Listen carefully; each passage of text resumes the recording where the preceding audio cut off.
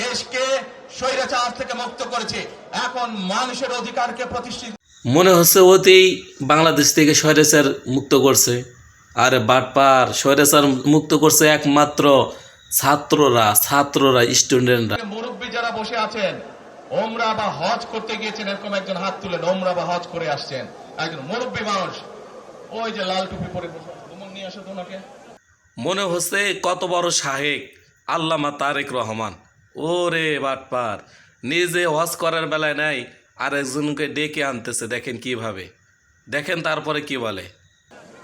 আপনি আসেন দেখি সামনে, সামনে আসেন, আমার কাছে আসেন। কি নাম আপনার? ওই এইদিকে বলেন। বাড়ি কই? সুনামগঞ্জ। বাড়ি সুনামগঞ্জ। সুনামগঞ্জ কোথায়? শান্তিগঞ্জ। এই সুনামগঞ্জের মানুষ আছে এখানে? এই লোক আপনাদের মানুষ? আচ্ছা, এখন বলেন কবে গেছিলেন আপনি? হজ না উমরায় গেছিলেন? এখন আমাকে বলেন, আপনি তো ওমরা হজ করে আসছেন, মাইকের সামনে দাঁড়ান। আপনি কাবা শরীফে গেছেন, কাবা শরীফের মালিক কে? আল্লাহ। জোরে বলেন আল্লাহ। কাবা শরীফের মালিক কে? আল্লাহ। আল্লাহ। আমরা মুসলমান সবাই এই দিন দুনিয়ার, আমরা যে পৃথিবী দেখি, এই পৃথিবীর মালিক কে? আল্লাহ। এই সূর্য নক্ষত্র যা দেখি তার মালিক কে? আল্লাহ। বেহেশতের মালিক কে? আল্লাহ। দোজখের মালিক কে? আল্লাহ। আচ্ছা, দাঁড়ান, আপনি বসেন। আপনারা সকলেই সাক্ষী দিলেন দোজখের মালিক আল্লাহ, বেহেশতের মালিক আল্লাহ, এই পৃথিবীর মালিক আল্লাহ, কাবার মালিক আল্লাহ। আরে ভাই, যেটার মালিক আল্লাহ সেটা কি অন্য কেউ দেওয়ার ক্ষমতা রাখে? রাখে না। যেভাবে মানুষকে বুঝাইতেছে মনে হচ্ছে আল্লামা মুফতি হয়ে গেছে বেগম মুমতাজের মতো। ছায়া ছিটতে কেতাব যেভাবে পড়াইছে মমতাজ বেগম, সেইভাবে তাদেরকেও বুঝাইতেছে। আরে তুই যে ভোট লবি এটা আমি ভালো করে জানি। ভিডিওটা দেখেন আপনারা। তাহলে কি দাঁড়ালো?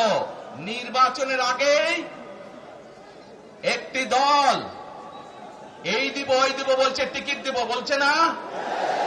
যেটার মালিক মানুষ না, সেইটার কথা যদি সে বলে, এক শিরকি করা হচ্ছে, হচ্ছে না? যার মালিক আল্লাহ, যার অধিকার শুধু আল্লাহর একমাত্র, সবকিছুর অধিকার উপরে আল্লাহর অধিকার।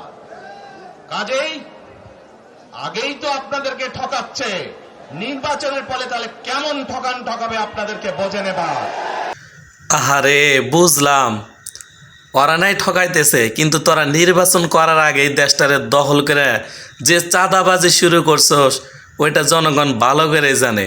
আর সেই জনগণকে তোরা বুঝাইতেছস, তোর কথার কারণে তারা স্লোগান দিতেছে, কিন্তু তোরে যে আটকাওয়ালা বাস দেব এটা তুই নিজেও জানোস না। আর এই ভোট পাওয়ার পরে তুই দেশে থাকতে পারবি না পারবি এটা পরে বুঝাইয়া দিব। শুধু ঠকাচ্ছেই না মানুষকে, যারা মুসলমান তাদেরকে শিরকি করাচ্ছে তারা। নাউজুবিল্লাহ। প্রিয় ভাই বোনেরা, কেউ কেউ বলে অমুককে দেখেছে, তমুককে দেখেছে, এবার একে দেখে। আরে পাগলা, তোর জনগণরে বুঝাইতে হবো না, জনগণ ভালো করে বুঝে গেছে তোরা কি রকম। আরে ক্ষমতা না পাওয়ার আগেই তোরা যে দেশে চাঁদাবাজি করছস, জনগণ হারাহারে টের পাইছে। আর আওয়ামী লীগরে তো ওই জনগণই সরাইছে। প্রিয় ভাই বোনেরা, 1971 সালের যুদ্ধ, যেই যুদ্ধে লক্ষ মানুষের প্রাণের বিনিময়ে এই দেশ স্বাধীন হয়েছে, আমাদের এই প্রিয় মাতৃভূমি, সেই মাতৃভূমিকে স্বাধীন করার সময় অনেকের ভূমিকা আমরা দেখেছি। আর জনগণ তোর ভূমিকা দেখছে। সারা জীবন লন্ডনে দিন কাটাইলি, একদিনের ভিতরে বাংলাদেশে আইসা 24 ঘন্টার ভিতরে আইডি কার্ড বানাইলি, জনগণ বুঝে গেছে না তোরে বাস দিবে। যাদের ভূমিকার কারণে এই দেশের লক্ষ লক্ষ ভাইয়েরা শহীদ হয়েছে, এই দেশের লক্ষ লক্ষ মা বোনেরা তাদের সম্মান হানি হয়েছে, কাজে তাদেরকে তো বাংলাদেশের মানুষের মধ্যে দেখেই নিয়েছে। এখন প্রিয় ভাই বোনেরা, এই কুফরির বিরুদ্ধে, এই হঠকারিতার বিরুদ্ধে, এই মিথ্যার বিরুদ্ধে আমাদেরকে ঐক্যবদ্ধ হতে হবে।